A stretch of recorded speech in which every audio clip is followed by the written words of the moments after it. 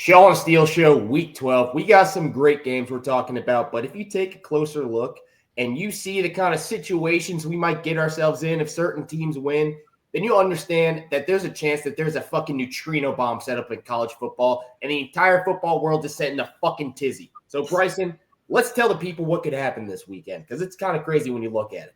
Man, Steel Chambers, you hit the nail on the head, bro. A lot of stuff's getting ready to go down. A lot of playoff implications happening this weekend, and a lot's going to take shape. So with that being said, you ready to get into this thing, man? Oh, yeah. A lot of scenarios to talk about. All right, we got to start with our alma maters first, and obviously we're going to get this one out of the way quick. This should be just a bludgeoning. We got UCLA on the road against Ohio State. Ohio State opening up as 32.5-point favorites. Steel Chambers, what do you think about this one? Lambs to the slaughter. Do you think they cover? Do you think they cover the 32 points? Yeah. I mean, unless there's like a last-second field goal to make it 29, I don't see any way that this game's close. It'd be hard for UCLA to cover. I don't. I wish, like, I don't know. I wish there were some better games at this point. As an Ohio State fan, my blood has not been pumping all year since the Texas game. No, and it probably won't to the last game of the year against up north. I'm with you. I think Ohio State's going to absolutely destroy UCLA. That UCLA magic that they had for a couple weeks there is officially gone. They've been getting beat down, and they're going to get beat down by Ohio State. Okay, now we're going to dive into. Wait, they did have a little bit of magic in Newheiser. I forgot about that. Yeah, they had a little bit of magic.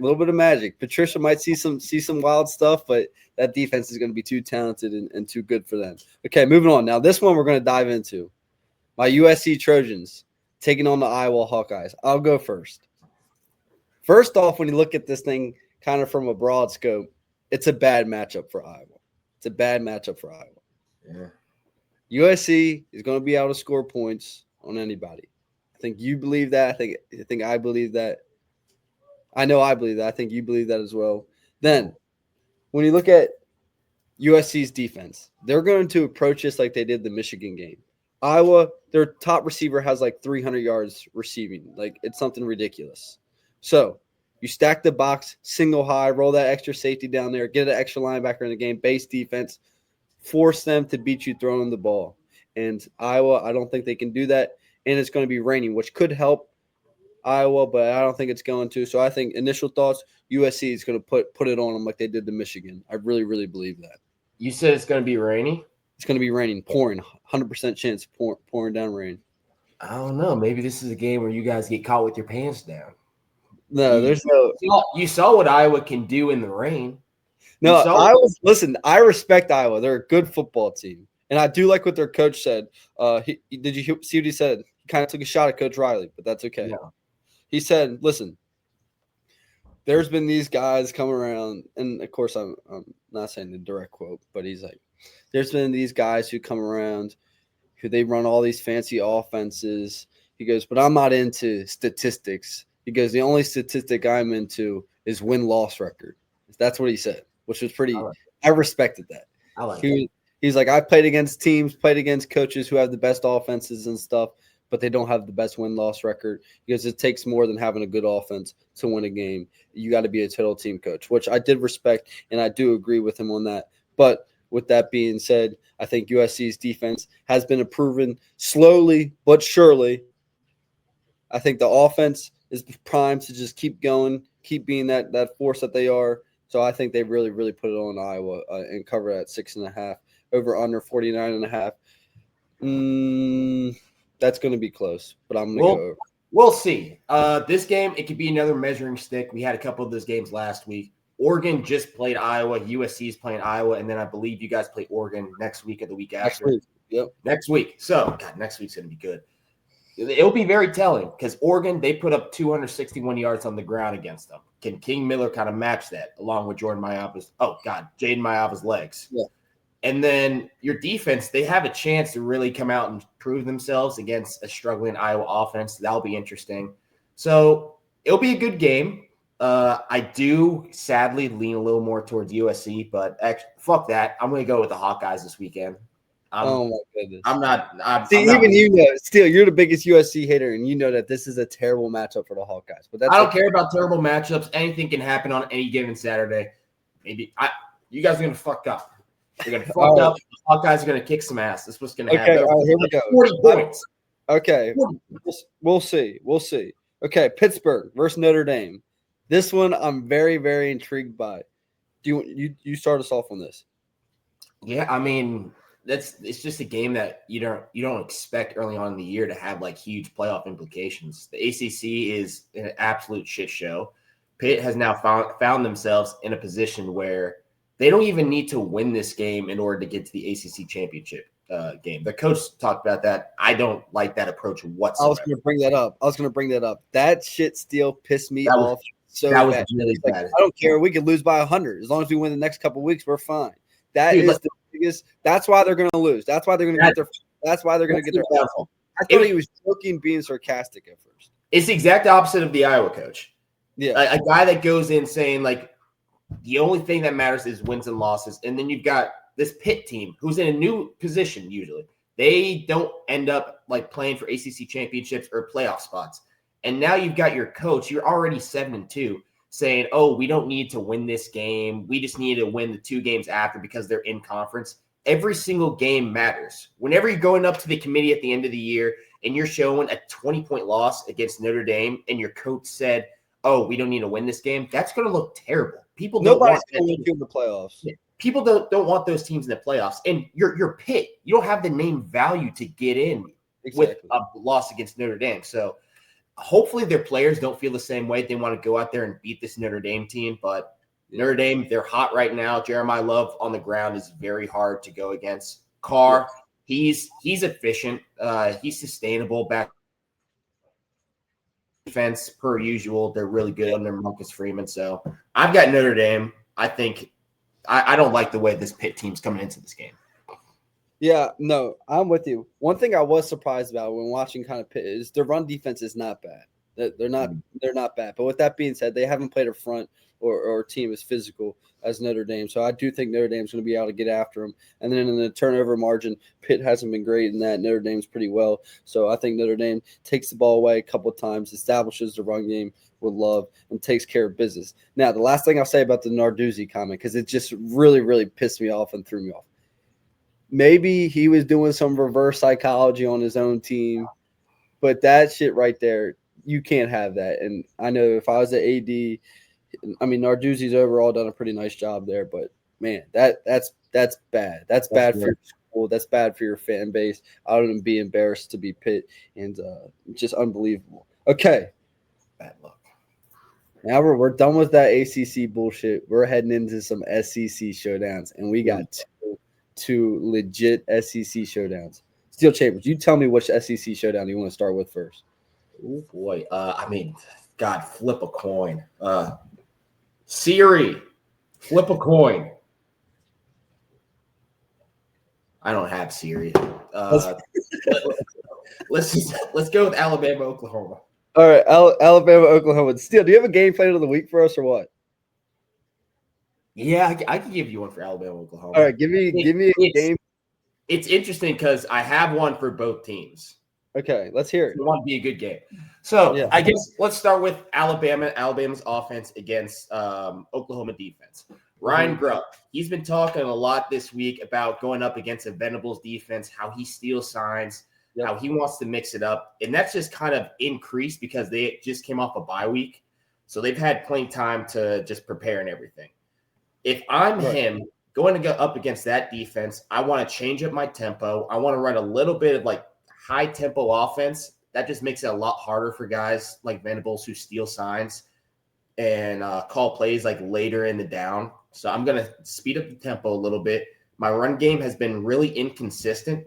So I'm going to just throw a lot of screens on the outside. That'll help against blitzes and whatnot. And then that'll just be another extension of the run game. Do that. And then your O-line, they've got to be on point against these pressures. Give Ty Simpson enough time to stay back there, throw the ball. Oklahoma, they've shown instances of getting carved up a little bit, especially in that Ole Miss game, if you give guys time to throw the ball. That's for Alabama. For Oklahoma on offense, John Mateer, he needs to really come out and shine in this game. That Tennessee game, they won, but there are a lot of other factors that kind of played into that. But this offense really needs to come out, run the ball, Xavier, the running back, he's got to have a good day. Yeah, Xavier Robinson has to have a really good day. John Mateer has to run a lot on the ground. You saw against Tennessee, he had 80 yards on the ground. Alabama's shown the ability to, not the ability, but they've given up yards on the ground to mobile quarterbacks. You saw that against South Carolina. So if he can do that, he can make throws in the pass game and just overall have a really good day. This game is all centered on John Mateer. If he can do those things, and if Alabama can do their things over on their offensive side, it could be a really close game. I hope that it's an offensive war. Like per usual, I want a high-scoring game. So I don't know. I think Alabama's going to win this, but it can go either way. Yeah, so here's what I'm thinking with this one. First off, Bama's opening as 5.5-point favorites. I like the Sooners in this one. Here's why I like the Sooners. I think in a big-time game like this, obviously, the plan to win, you got to run the ball, stop the run. Alabama hasn't been great running the ball. Neither has Oklahoma been great running the ball. But the last couple weeks, since the second half of that Ole Miss game, Oklahoma has gotten Xavier Robinson going, and that run game has been going. And then when Mateer, he did it before the hands, came back, wasn't his best, but he can really get it done on the feet with his feet as well. So I think with Xavier Robinson getting going, I think with John Mateer continuing to get healthy week in and week out, I really like Oklahoma in this matchup. I think they're a poor matchup for them, and it's going to come down to who can get that run game going in this. And I believe that Oklahoma's got the better chance of getting the run game going. Now, I agree with all that, but where it gets a little fuzzy is Alabama is 17-0 in their last 17 games in Tuscaloosa. Well,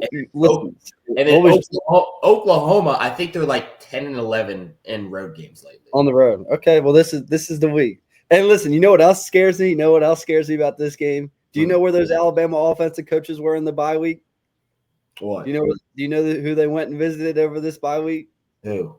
They spent the weekend with good old John Gruden studying film. Oh, God, yeah. Dude, he helped them fucking dial up some bullshit. So he definitely, they went and met with him, so they definitely got some shit dialed up. I love Ty Simpson, but I have a sneaky feeling that this Oklahoma team, they showed up against Tennessee on the road. They showed up against Tennessee on the road. They're going to get that run game go. Xavier Robinson getting going is really going to change things around for them. So I do like Oklahoma. And Bama, another thing in my thought process is Bama's been through a gauntlet, man. Yeah. And I would be surprised. Now, I don't know. They got, I guess, Auburn left on their schedule.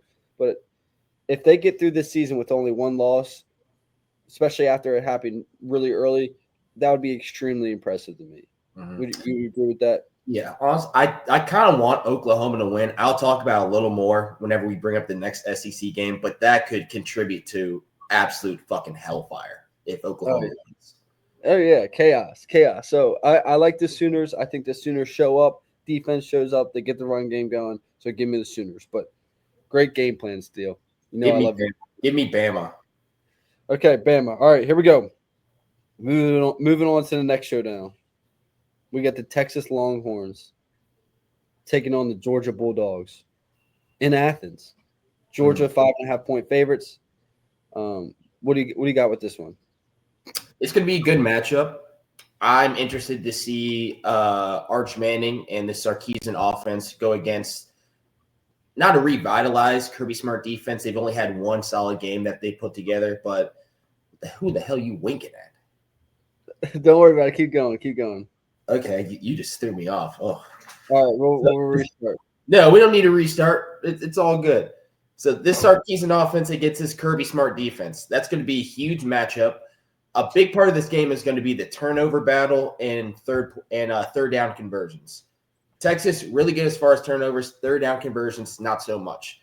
And this Georgia defense last week, they showed that if they pressure the quarterback and they get home on a lot of these blitzes, they can mix stuff up. And Arch Manning, he has not shown the ability to be able to deal with that lately. So that'll be a very interesting matchup. And then, of course, Stockton going up against this really solid Texas defense. That's always going to be good. Maybe to get the ground game going a little early, or it starts picking up a little bit in the second half. Not sure. But they've got home field advantage between the hedges. Arch Manning, I know he's played at Ohio State, but I think Athens is a little harder to play in. I know some Ohio State fans might be pissed about that, but it's going to be really hard for him to get his signals, to get all of his guys in the right spots. I'm going to go with Georgia on this one, but Texas, they have the ability to do something that fucks up everything if they can beat Georgia on the road. Oh, yeah. Okay, here's how I look at it. It's going to come down to what version of that Texas defense shows up. Mm-hmm. And if that Texas defense comes to play, I think when you look at the past, I'll say a week and a half or, last game and a half, Mississippi State second half, and then Texas versus Vandy, the play calling for Sark has been so much better. Mm-hmm. He is not putting a lot on the shoulders of Arch, and Arch looks way better. Quick screens. Run game, can't get the run game going. We're getting the screens out. We're getting the ball out quick. We're not pushing the ball down the field. We're getting Arch in the rhythm. We're getting the run game going. I really love how he's been calling these games for Arch Manning. And Arch looks way more confident. Looks like he's kind of come into his own. Once again, he's on a big stage, though. So we'll see how he looks mentally. We'll know right away. If he comes out in that first draft, we'll be able to first drive, we'll be able to tell Steele. We know what it looks like when a guy is feeling that pressure. And I expect Arch Manning to come out here, have a good game. I expect Sark to call a good game. I expect the Texas defense to come out and play well. But with that being said, it's championship November. Kirby Smart is the best coach in college football. Kirby Smart's the best coach in college football. I firmly believe that. Would you like to interrupt? You look like you want to interrupt. Continue. I think Georgia is hitting stride, championship stride. I don't see them losing. I'm not going to overthink this one. Give me the Bulldogs. I was going to go the Bulldogs, but fuck you. I want Texas to win this one. I want my home state to be fucking crying this weekend. Fuck it. Dude, there's gonna be rioting and looting going on if that happens. I want Texas to win, not only for that, but I'm about to give you some scenarios here on what could happen. Let's hear them. Okay, so Texas, they've had a hell of a schedule so far. If they can beat this Georgia team and then possibly even beat Texas A&M or keep it close against Texas A&M, they'll have played the number 1 team, the number 3 team, and the number 5 team. And maybe they get 2 losses, 2 wins in those 3. But either way, they're playing crazy opponents, as well as a great win against Vanderbilt on the road. Battle tested. Exactly. You have that happen. Let's say they go 9-3. That's hard to make that argument. We'll talk about that later. But let's say a 10-2 Texas, if they win both those games. Let's say Vanderbilt wins out. Let's say Oklahoma gets a win against Alabama. What you're going to have at the end of the regular season for SEC teams, at coming in at 11-1 or 10-2, you're going to have Alabama, Texas A&M, Ole Miss, Georgia, Texas, and Vanderbilt. Yeah. 7 teams going into Selection Sunday with only 2 losses in an SEC schedule. Yeah. So how the fuck do you decide for that? All right, so let's do process of elimination here. Texas A&M, we can say they're a lock. Pretty correct. Locked. Yes. Ole Miss, unless they slip out the Mississippi State, Locked. that's a lock. Now, who else is a lock? Is Alabama a lock? I think Alabama's a lock. Even if they lose to Oklahoma but beat Auburn? A 10-2 Alabama gets in the playoffs. Okay. Then it'll come down to probably Oklahoma, Georgia. If Georgia loses to Texas, are they a lock? Yeah, because they can still pick up a big win against Georgia Tech. Okay, yes, absolutely. So Georgia, we'll put Georgia in there. What's that, 4? That's 4. So it's going to come down to, they're not going to put in 5. So then they're going to have to pick. If the best teams are all from I don't want to be an SEC lover, but I mean, if they have proven themselves to be the best teams, put them in. No, I agree. Listen, I agree, but I do not think they're going to put in 5. So it's probably going to come down to. Okay, let's say Texas picks up a win here, and let's say they even pick up a win against Texas A&M. they'll have lost by one position away against Ohio State, the number 1 team by far. They'll have an away win against Georgia, the number 5 team, and then they'd have a win against Texas A&M. Or if they just keep it close, that. Well, to be fair, Steele, they had a chance at that Ohio State game.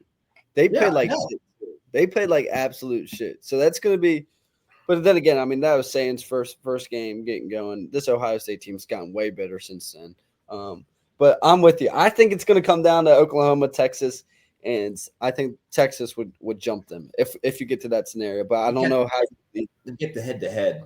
I don't know how you leave Oklahoma out as well. So that's going to be tough. But I'm sure one of those teams is going to slip up and prevent that from happening. Okay. But I got one more. I want to stick on it. So let's say that Texas does go 9-3 and have a big win, Georgia or Texas A&M. Mm-hmm. And they're playing good ball at the right time at the end of the year. The committee showed to reward that. Are you putting in a 9-3 Texas over a 10-2 Notre Dame? Still. It's a question. It's a question. We've talked about this. It's a question. We've talked about this. It's a question, dude. Notre Dame is getting in no matter what. I'm just pulling scenarios out of my ass. Okay? Notre Dame is getting in no matter what. This is about now. A good question would be, which school is a bigger market?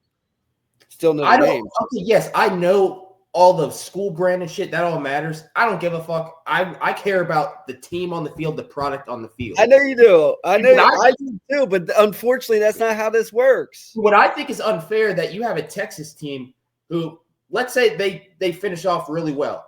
They played the number 1 team, the number 3 team, the number 5 team, a couple other ranked teams.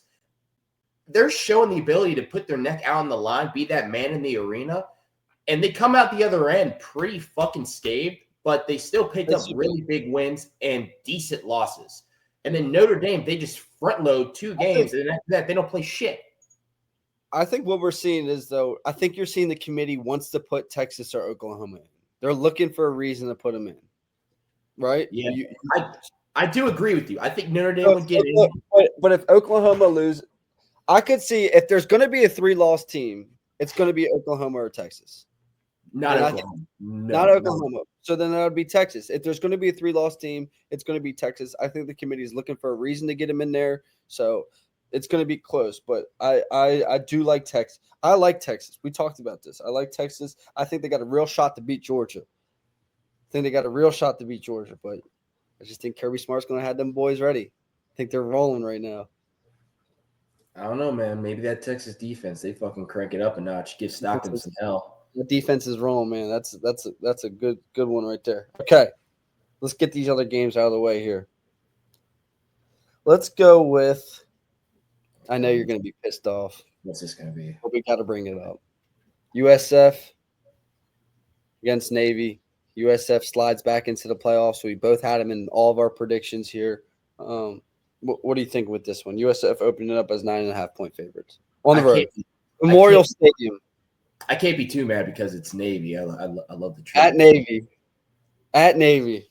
That being said, dude, does Navy have a chance? Of course. If anything, I want a Navy team bringing in the fucking triple option into the playoffs. That would be sick. Outside of that, they might as well have an elite Texas high school team get in the playoffs. The way that this is set up. I'm sick of Group of 5. I know you are. But USF's a good Group of 5, bro. Yeah. USF's a good Group of 5, not a good college football playoff team. Listen, I'm not saying they'll pull off any crazy upsets, especially against the 5 seed, but they'll give a team a fight.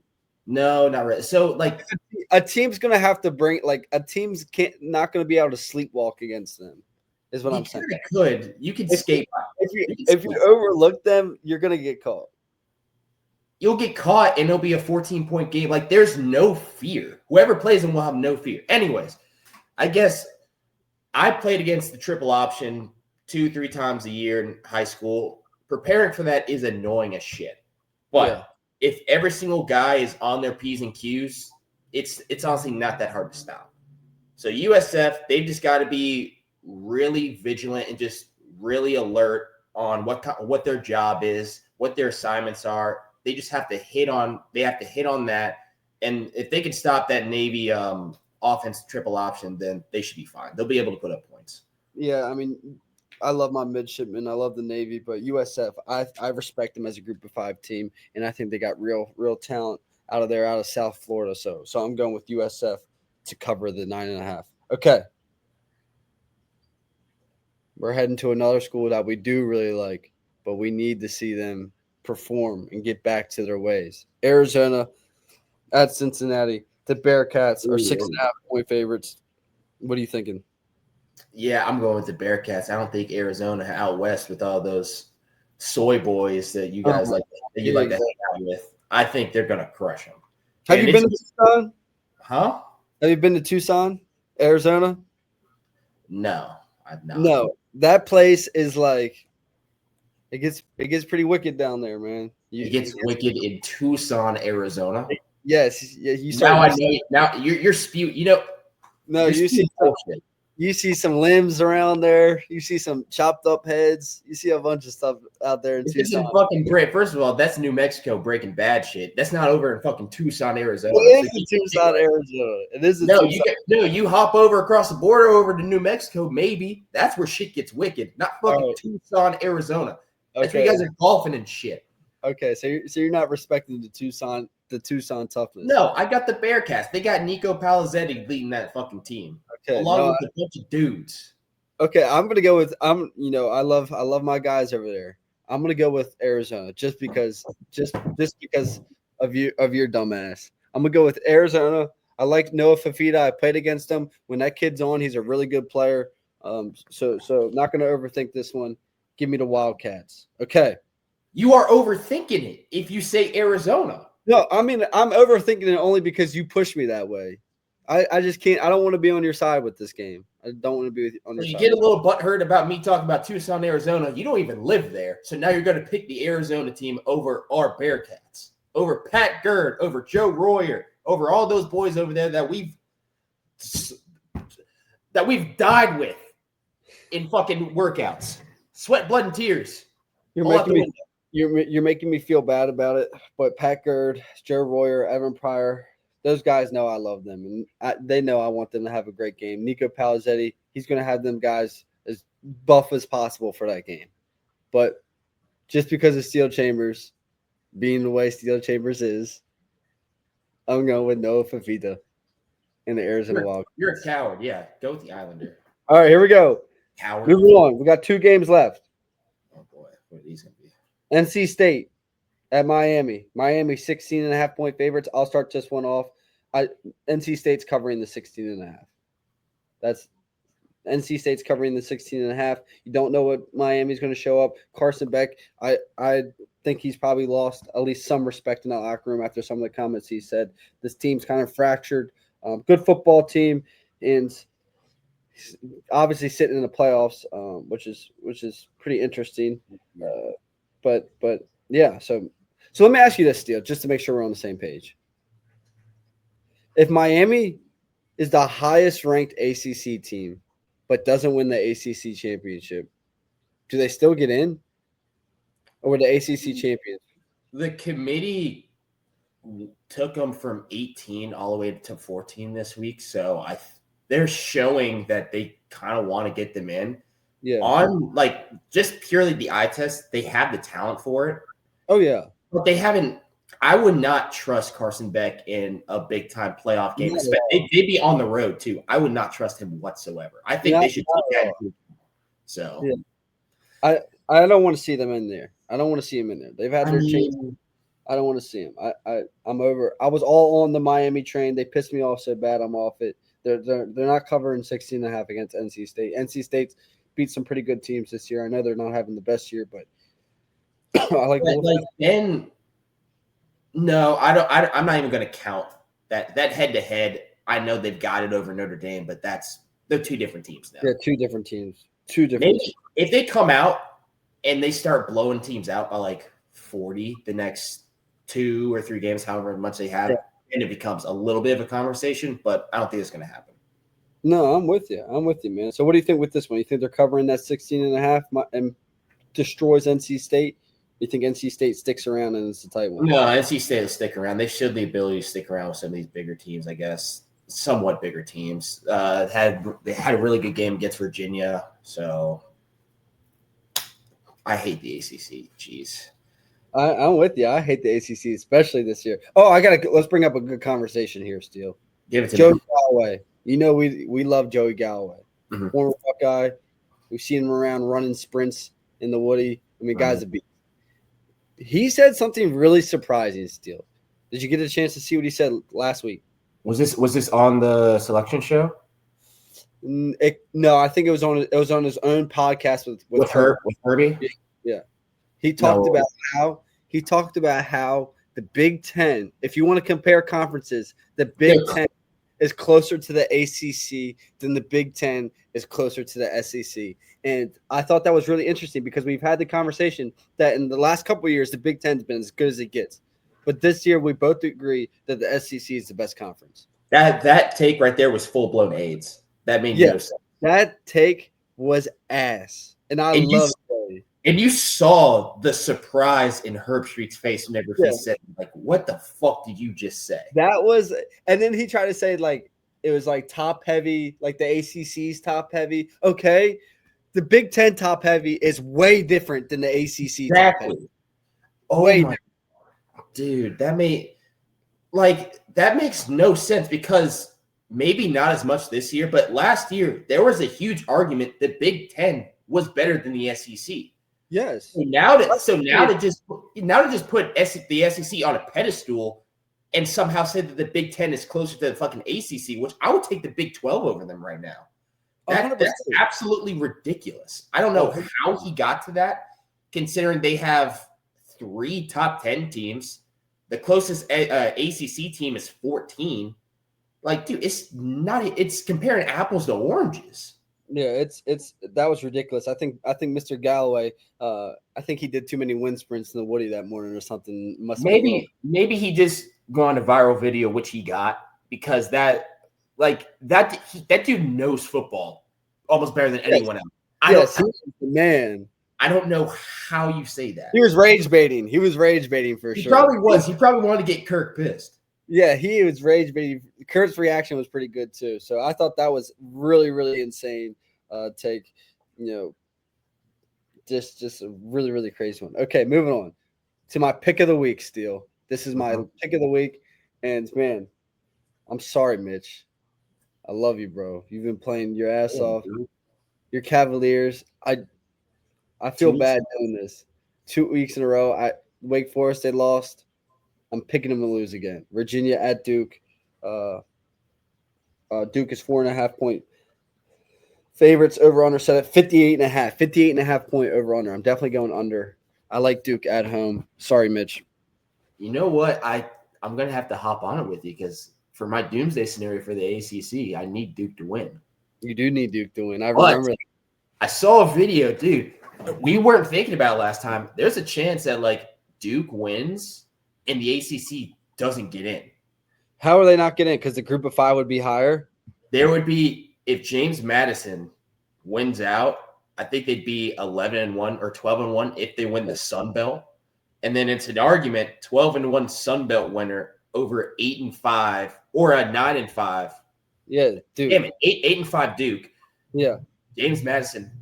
I would put JMU in over 8-5 Duke. I think it's more of a respect thing. Like, you can't have 5-loss Duke get in the playoffs over James Madison, who they're James fucking Madison, but they only lost 1 game. I think that would be fucking hilarious. Where's the Georgia Tech game at this year? That's in Atlanta. So what's that? Georgia Tech? No, I'm pretty sure it's always in the Mercedes. It's in no, I'm wrong.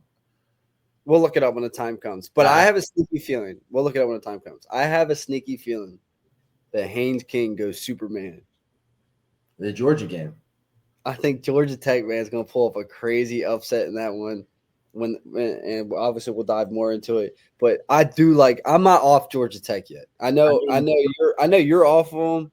but I can't be off of them yet. With their head coach, with their quarterback, I can't get off the Georgia Tech train just because they slipped up. I mean, what they were in like a 17 overtime game with them last year. I mean, got a chance, I guess, but I'm taking the Bulldogs in that one. I guess that'll be in 2 weeks, but I'll officially take them in a couple weeks. All right, that's okay. That's fair. Okay, Steele, you got anything else for us? I don't know. Do you have anything else for me? Let me think.